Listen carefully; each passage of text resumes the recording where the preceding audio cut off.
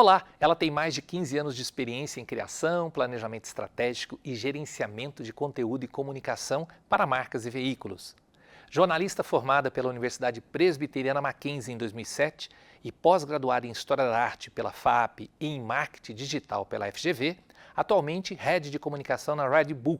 Já foi responsável pela estratégia e gerenciamento de conteúdo para diferentes marcas, como DirecTV, Avon e Spotify, entre outros. Com passagens pela editora Trip e pela revista Carta Capital como repórter de cultura, também colaborou para as revistas Vice e Rolling Stone.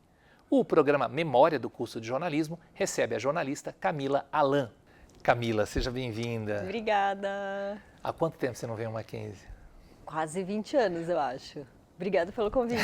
Eu que agradeço. Adorei. Você lembra como é que você chegou ao Mackenzie e como você escolheu o jornalismo? Eu lembro que eu escolhi jornalismo muito nova. Eu não sabia exatamente o que era, mas eu sabia que eu queria trabalhar com texto, com comunicação. Então, quando eu tinha uns 13 anos, mais ou menos, eu decidi que eu ia fazer jornalismo. E aquilo ficou na minha cabeça até eu chegar no vestibular, né? E aí, quando eu cheguei, eu já meio que sabia que era isso que eu queria. Eu fazia um zine no meu colégio, eu assinava umas revistas que eu gostava, então eu já sabia que eu queria trabalhar com isso, e especificamente com a área de cultura, assim. Meu sonho era trabalhar com jornalismo cultural. E aí o Mackenzie veio, eu estava nesse momento de vestibular, cursinho e tal, e o Mackenzie vi que tinha um curso de jornalismo, e eu acho que o que me encantou, assim, que me brilhou o olho, foi quando eu vim visitar o campus a primeira vez, e achei tudo muito legal, assim, muito bonito. Ainda não tinha o prédio da Piauí, era o prédio maior lá, tradicional, então eu lembro que quando eu entrei no campus, me deu uma energia legal, assim, boa, e aí eu já me animei e falei, vou ficar aqui, eu quero fazer isso. E aí vim para o vestibular, morava no interior, né? Mudei para São Paulo depois, e aí vim e fiquei.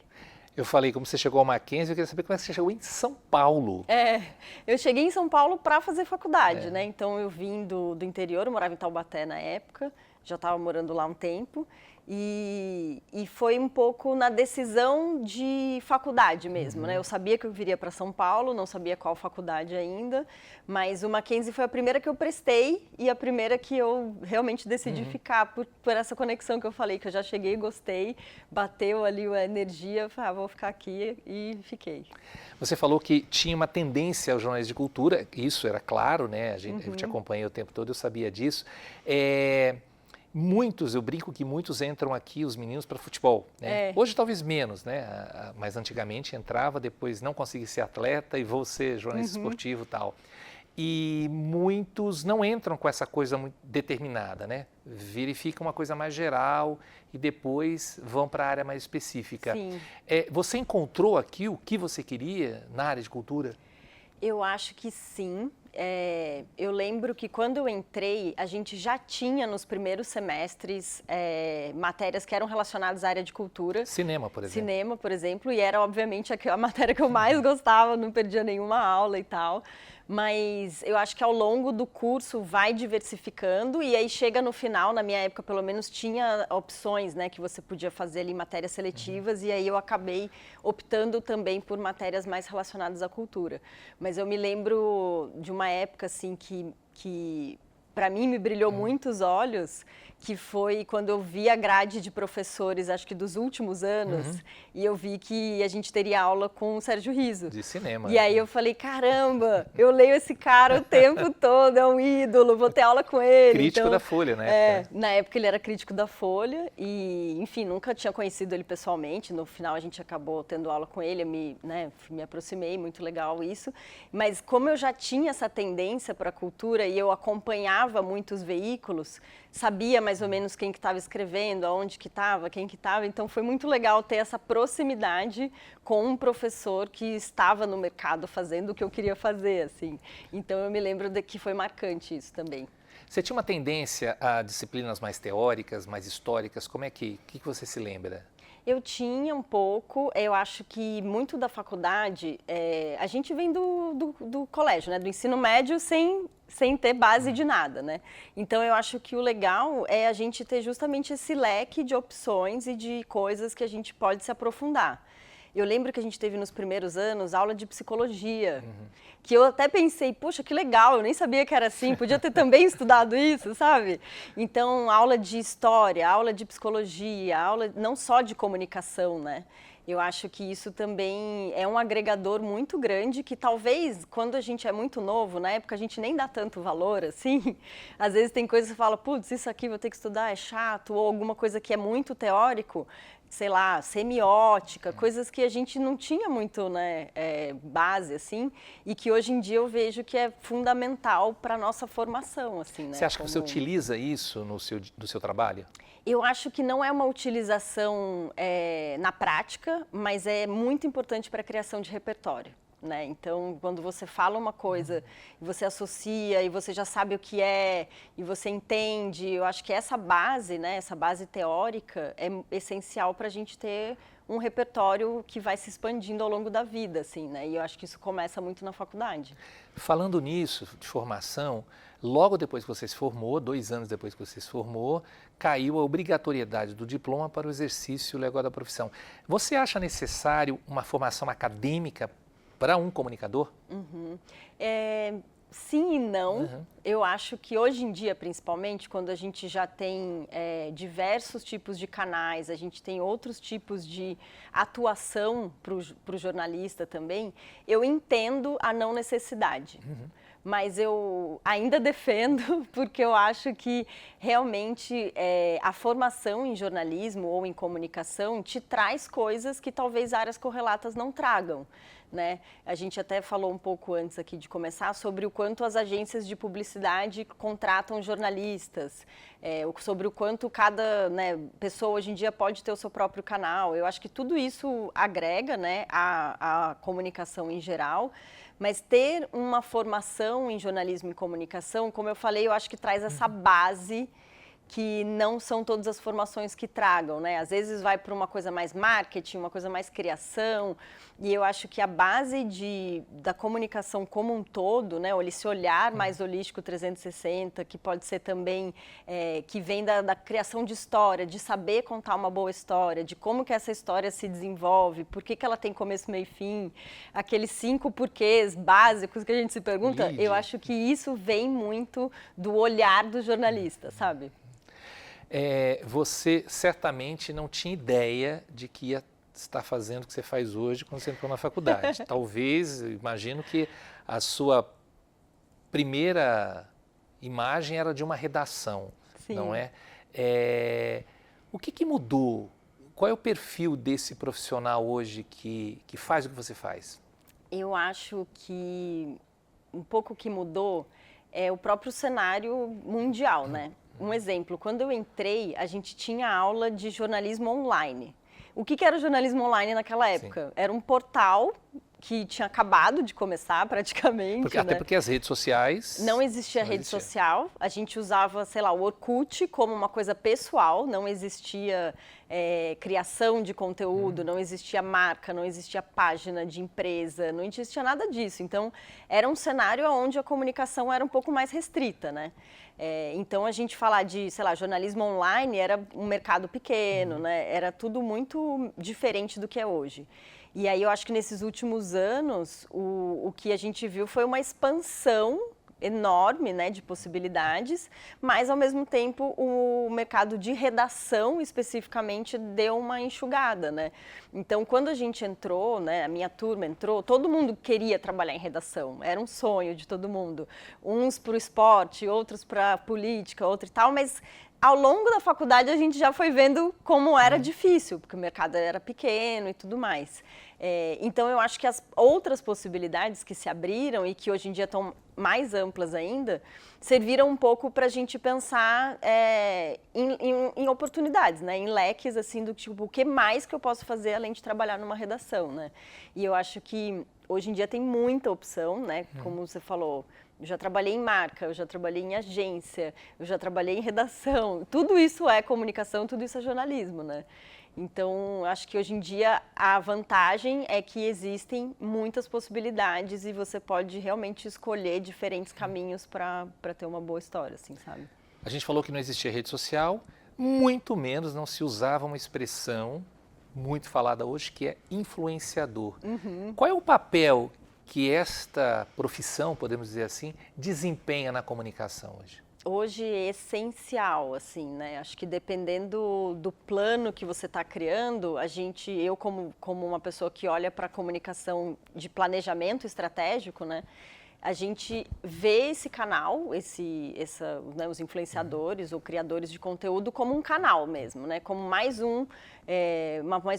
uma mídia, mais um veículo em que a gente pode passar a nossa mensagem. Então, hoje em dia, não existe plano de comunicação sem a gente pensar a atuação de criador de conteúdo ou de influenciador. Aí isso pode estar, dependendo do planejamento estratégico, em um lugar ou em outro, né? Acho que vai muito do que a marca quer passar, o que a pessoa quer com aquela figura, né? Mas hoje em dia é essencial, não tem como a gente pensar um plano de comunicação sem pensar isso e sem pensar outras frentes também, né? O que vai ter em social media, o que vai ter num veículo tradicional, como que a gente vai disseminar essa mensagem para vários tipos de canais diferentes, né? Então, o cenário mudou um pouco, né? Até quando você fala de assessoria de imprensa, comunicação PR, um pouco mais tradicional, até isso mudou, né? Então, o cenário de influência e de criadores, assim, hoje em dia eu vejo como mais um veículo que a gente precisa olhar e trabalhar também, sabe? Camila, a sua turma era bem agitada no sentido de movimentação, no sentido de não ficar parado, no sentido de não aceitar as coisas. Não é por aí, vamos fazer outras discussões e tal. Você acha que a gente tem um mercado de comunicação diverso hoje ou está faltando muito ainda? Eu acho que melhorou, mas ainda está bem longe de refletir a realidade do Brasil, né? O mercado ainda vejo muito restrito, muito em bolha, assim mesmo, né? Muito baseado eu conheço alguém que indica alguém e tudo mais, mas eu vejo que já tem um pouco mais de diversidade do que tinha, por exemplo, na minha época.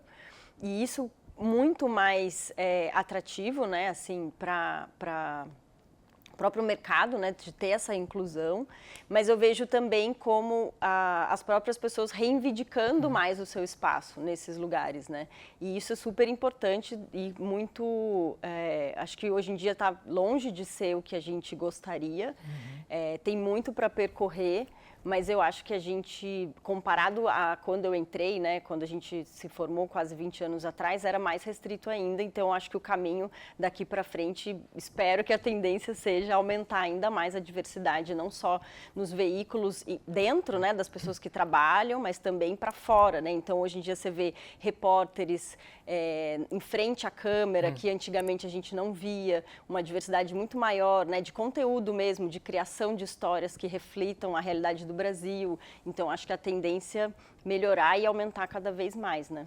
É uma obrigatoriedade das agências, até por uma questão de mercado. Quando eu digo agência, empresas de forma geral de comunicação, ter uma diversidade? Hoje em dia, sim, é quase que mandatório, assim, né? A gente busca profissionais diversos, até porque se a gente está querendo contar uma boa história, quando a gente começa a pensar no que é o planejamento, a gente precisa ouvir diferentes cabeças. Se a gente está sempre pensando com pessoas que são muito parecidas, as ideias são sempre as mesmas, não há diversidade de ideia também, né?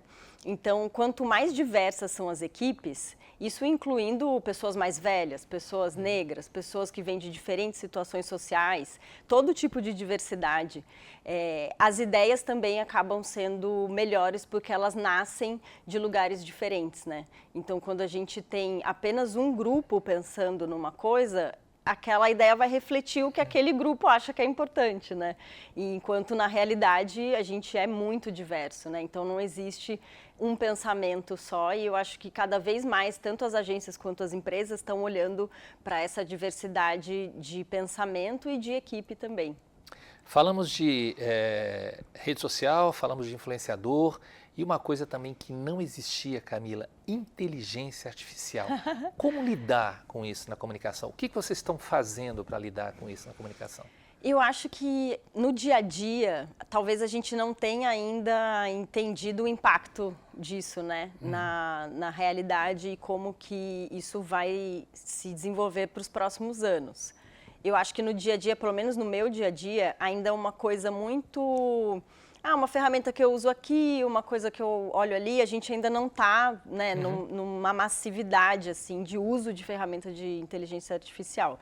Mas eu acho que, como todas as outras, a gente vai ter que se adaptar, né? Em algum momento isso vai fazer muito parte e a gente vai ter que ir meio que acompanhando essa mudança para conseguir se adaptar, né? Eu até achei que as propagandas iam usar mais, eu estou vendo pouca utilização na realidade. Eu acho que ainda tem um uso ou outro, né? A gente viu exemplos recentes, assim, principalmente na publicidade, onde as pessoas estão começando a trazer isso como uma inovação, mas eu acredito que ainda é exemplo um pouco isolado do que pode vir a ser, sabe? Eu acho que uma hora a gente vai estar tão automatizado quanto o uso do smartphone é hoje.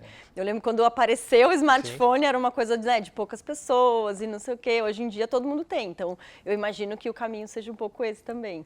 O que você falaria para aquela Camila lá de 2006, 2007, procurando um estágio desesperadamente? Acho que o que funcionou para mim e que eu acho que é uma boa dica é conversar muito com as pessoas, assim, seja com os professores, seja com os alunos, seja com quem está na faculdade e espalhar, eu quero muito estagiar, eu quero muito um trabalho, eu quero muito fazer alguma coisa. Foi o que você fez. Foi o que eu fiz, eu bati na sua porta, eu bati na porta de todo mundo falando, eu quero trabalhar. E no final funciona, né? Porque eu acho que também tem uma coisa que também serve para quem está procurando emprego depois de mais velho, que se você não conta para as pessoas, ninguém vai ficar sabendo, né? Tipo, se eu não conto para alguém, olha, eu quero fazer uma transição de carreira, eu quero arrumar um novo emprego, eu quero trabalhar em outra área. A rede, né? A rede de contatos é muito importante nesse sentido, de colocar para fora, do tipo, se souber de uma oportunidade, me avisa, estou aqui disposta a fazer tal coisa. Então, eu fiz isso muito quando eu estava na faculdade, eu fiz isso ao longo da minha carreira também, quando eu via que, sei lá, estou trabalhando num lugar que eu não quero mais, estou procurando outra coisa, e eu acho que essa rede, assim, de contato, não pessoas que vão te dar um emprego, mas pessoas que possam falar, poxa, lembrei de você para tal coisa, sabe? Então, eu acho que manter isso vivo é super importante. Camila, valeu a pena fazer jornalismo? Eu acho que sim, com certeza, sim. Eu vejo isso como parte da minha personalidade até, né? A minha formação. Como eu falei, eu decidi que eu ia fazer jornalismo muito cedo. Então, eu nunca imaginei que eu faria outra coisa. Então, realmente é parte de mim, assim, né? Para mim, valeu muito a pena. Eu acho que o Mackenzie em si, né, foi uma escola muito legal para mim, tanto com as pessoas que eu conheci aqui, as vivências que eu tive. Enfim, até hoje, assim, tenho super boas lembranças. E o jornalismo em si, a faculdade em si, como eu falei, me trouxe uma base, assim, que eu acho que depois eu consegui desenvolver melhor também, sabe? Talvez na época ali tinha coisa que eu não entendia direito, ou que eu não dava tanto sentido, mas aí que depois você fala, putz, eu vi isso na faculdade, sabe? No cotidiano, né? Exato. Então, com certeza, acho que valeu muito a pena fazer jornalismo. Faria de novo. Nos moldes de hoje, porque eu acho que já é muito diferente do que era, né? Então, nesse sentido, eu acho que ainda é um curso válido, mesmo tendo essa não obrigatoriedade do diploma.